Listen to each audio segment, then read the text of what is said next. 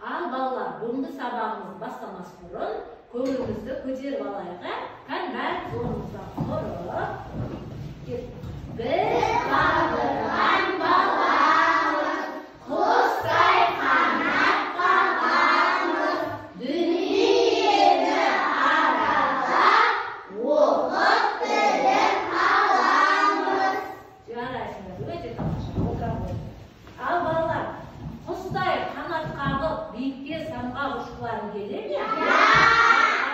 Олай болса, күнделікті сабағымызды жақсы оқып жүрейік.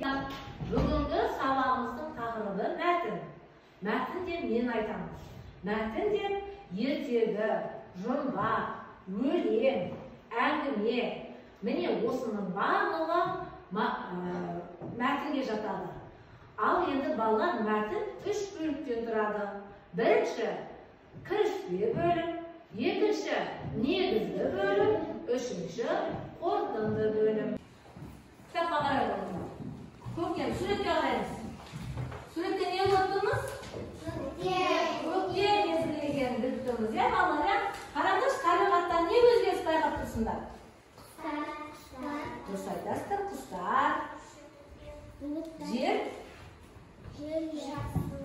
жасыл, яғни жаңа шөптер шығып, көктемде ағаштар не істеп жатыр екен? Көгеріп, жапырақ ашып жатыр екен, иә? Ал балалар, яғни қараңыздар, көктем мезгілі. Бір жылда қанша мезгіл бар? 4 мезгіл бар, иә? Сол 4 мезгілдің бірі осы көктем мезгілі. Ал қараңдар енді, мына жерде не болып тұрмыз суретте? Көктемде не істейміз? Гүлдегенбіз, ағаштар отырғызамыз, иә? Ал енді көктем мезгілінде тағы қандай өзгерістер болады? Жылы жақтан құстар қайтып ұшып келеді, иә, елімізге? Міне, қандай жыл құстарын білеміз? Қарлығаш, бұлбұл, торғай, бозторғай, тырна ұшып келеді, иә балалар, иә? Міне, сол құстармен біздер бүгінгі топқа бөліндік. Әркім өзінің тобына қарасын. Міне, бұлбұл тобы, қарлығаш тобы және бозторғай тобы, иә? Ал енді қазір мәтінді бір оқып шығамыз. Қараңдар. Көктем келді, күн жылынып қалды. Біз жаққа жылы жақтан құстар қайта бастады. Олардың бәрі бір мезгілде ұшып келді. Ең алдымен ұзақ қарға. Олардан кейін қараторғайлар жетеді. Қар еріп болған кезде бозторғайлар ұшып келеді. Өзендердің мұзы ерігенде басқа құстар да келе бастайды. Ал күн жылынғанда бұлбұл мен қарлығаш оралады. Иә, балалар, иә? Ал енді сендерге сұрақ. Мәтін не туралы екен, балалар? Көктем мезгілі туралы, иә? Құстар қай жақтан келеді бізге? Жылы жақтан ұшып келеді, иә? Ең алдымен қандай құстар ұшып келеді екен? Мәтінге қараңдар, жаңа қай құстар ұшып келеді деді? Бірінші ұзақ қарға, кейін қараторғай ұшып келеді екен, иә? Ал енді осы мәтіннің авторы балалар Мұхтар Омарханұлы Әуезов екен. Мұхтар Әуезов кім? Жазушы. 1897 жылы Семей өңірінде Қасқабұлақ жерінде дүниеге келді. Мұхтар Әуезовтың Абай жолы романы бар. Осы Абай жолы романы қазіргі таңда 30 тілге аударылған екен. Ал енді балалар, екінші жаттығуға қараймыз. Екінші жаттығуда не беріпті?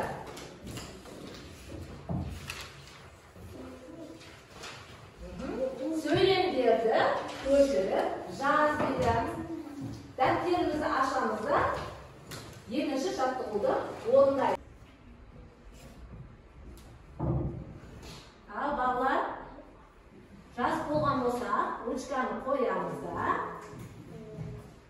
сергіту сәтін жасап алайық, иә? Сергіту сәтінен ұшқан қоямыз. Бәлдер қараңдар. Қалай отыр? Көп отыр. Сергіту сәтіне балық аулау әдісі арқылы мынаның артына, балықтардың артына сұрақтар қойылады. Сол сұрақтарға жауап береміз. Нұрислам келе алды. Кетесіз. Келеміз. Жерден балық ұстаймыз.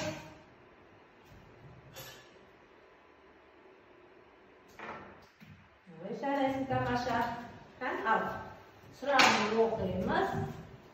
Сөйлем неден құралады? Сөздерден. Жарайсың отырамыз. Жарайсыңдар балалар. Тартып шығады. Келе құлақ қасына.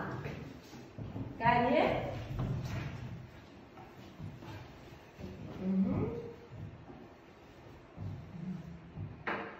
Ой, жарайсың кәне. Bir жылда қанша мезгіл бар? 4. Қандай? Көктем, жаз, күз, қыс. Жарайсың, өте тамаша, отыра қой. Кәне кім шығады балалар тағы да? Тез етеміз, көшіп келе ғой, тез. Бола қой. Міне қармақ, ұстаймыз. Ой, жарайсың, кәне, қандай сұрақ берді саған? Bir жылда неше ай бар? 12. Кәне айтып береміз. Қаңтар, ақпан, наурыз, сәуір, мамыр, шілде, Тамыз, қыркүйек, қазан, қараша, желтоқсан. жарайсың, өте тамаша, отыра қой. Тағы шығады.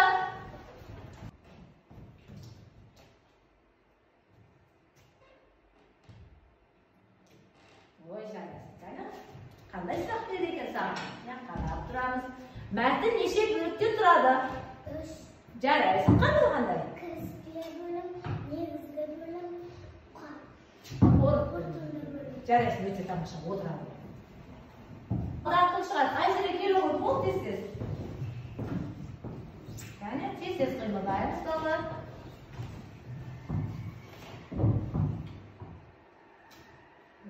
Тамаша, кәне балыңдау.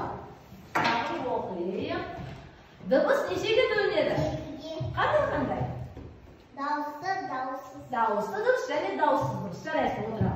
Қыздар, аналар. Қыздар, аналар мерекесі, иә? Қыздар, аналар мерекесі, балалар, иә? Аналар мерекесіне арналған, аналарға арнап жаттаған өлең тапақтарың бар ма? Иә. Кім айтады? Кім айтады?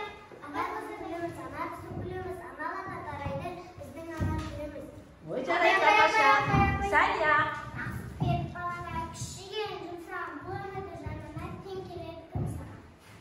Тамаша. Келесі, Айша.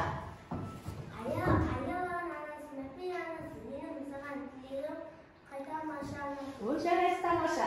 Ернияз. Мені өсірген ризам мен өзіме ана деген керемет сыйлай отыруымеге аялаған анашым, мәпелеген анашым, мен саған тілегім қартайма жанашым. Теңіз шоқпанасың, арқа сүйек панасың, еңбегіңді ақтарынан амал бош анашым. Бесік тегісін мен жер бетінен алады, жасай берсін сәлмен жер бетінен алады. Мен анамды сүйемін, сөзін оған кейін анашым да қаттасын оған. Өте тамаша, жарайсың. Үшінші тобға суретке қараймыз да, тірек сөздерді пайдалана отырып, әңгіме құраймыз. Кәне, әңгіме құраймыз. Кәне, суретке қараймыз. Тірек сөздерді пайдалана отырып, әңгіме құраймыз. Тілек айту. Аналарымызға тілек айтамыз. Анаға сыйлық. Дұрыс айтасыңдар. 8 наурыз аналар мерекесіне сыйлық береміз, аналарымызға. Дұрыс, әркім өз ойын айтсын, содан әңгіме құраймыз. Отырды. Аналарымызды. Тек аналарымызды ма?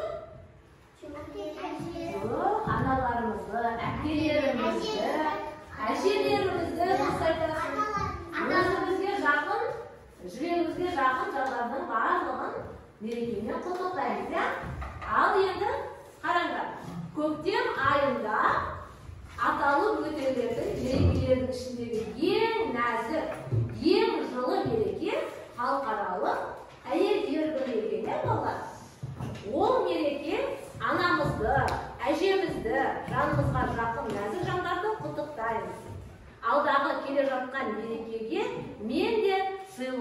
алып, анама сыйладым деп әңгіме құрауға болады ғой, иә балалар, иә? Жарайсыңдар, тамаша. Ал енді мен қазір 3 топқа 3 түрлі тапсырма беремін. Сол тапсырманы орындаймыз. Қане?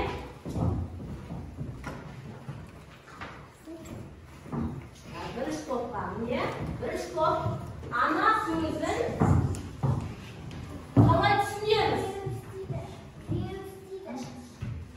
Қане? Ал келесі топқа топпен жұмыс жасаймыз. Келесі топқа көктем мезгіліне байланысты сөйлем, адасқан сөздерден сөйлем құраймыз. Үшінші топқа буындардан сөз құраймыз. Түсінікті ғой, иә? Бірінші қойып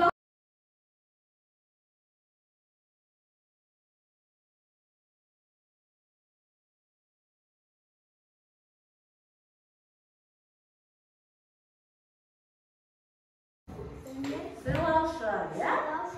Ана қамқоршы, ана мейірімді, ана сұлу, ана ақылшы, ана ұстаз. Өте тамаша, жарайсыңдар. Қане? Екінші топ, шыға онда. Көктемде күн жылып, құстар қайтып ұшып келді. Келеді ғой.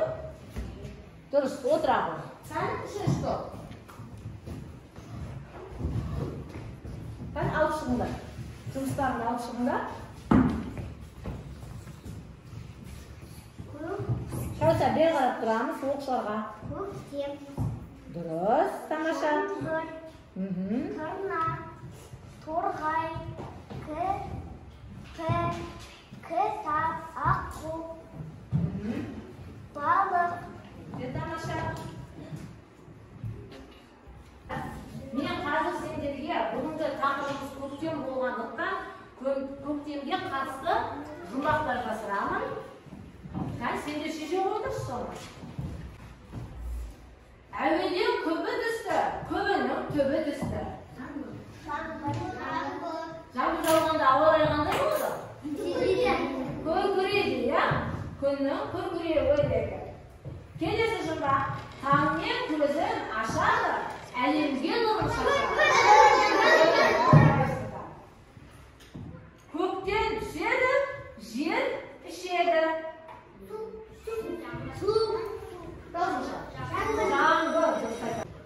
Қанаты жоқ ұшады, аяғы жоқ қашады. Кет, жел, өте тамаша. Сонымен біз қай мезгіл туралы өттік бүгін? Көктем мезгілінде қандай мерекелер бар екен? Бірінші көктемнің бірінші күні, бірінші наурыз, алғыс айту күні, 8-ші наурыз, аналар мерекесі деді. Ал енді ең үлкен мерекеміз бар, осы наурызда келе жатқан қандай мереке? Наурыз мерекесі, дұрыс айтасың. Тамаша. Ал енді балалар үйге осы көктем мәтінін жақсылап үйде